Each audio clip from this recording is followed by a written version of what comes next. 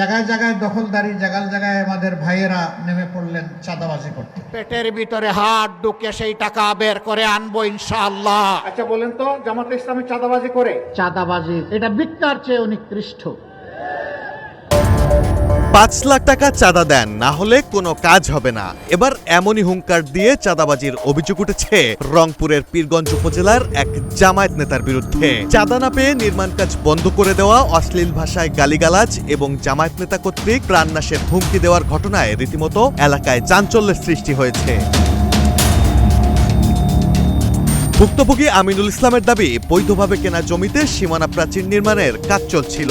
এমন সময় স্থানীয় জামায়াত ইসলামীর 8 নম্বর ওয়ার্ড সদস্য বাতেন মিয়া 5 লাখ টাকা চাঁদা দাবি করেন। অভিযোগ অনুযায়ী চাঁদা দিতে অস্বীকৃতি জানালে গত সোমবার বাতেন মিয়া 10 থেকে 11 জনকে সঙ্গে নিয়ে নির্মাণস্থলে হাজির হন।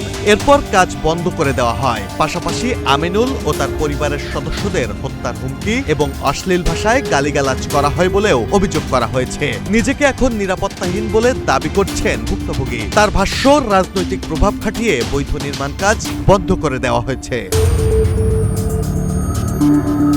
স্থানীয় একাধিক বাসিন্দাও ঘটনার সত্যতা নিশ্চিত করেছেন বলে অভিযোগকারী দাবি করেছেন। তবে সব অভিযোগ অস্বীকার করেছেন বাতেন মিয়া। তার দাবি, এটি মূলত পারিবারিক জমি সংক্রান্ত বিরোধ। সালিশে গিয়ে বাকবিতণ্ডার জেরে উত্তেজনা তৈরি হয়েছিল।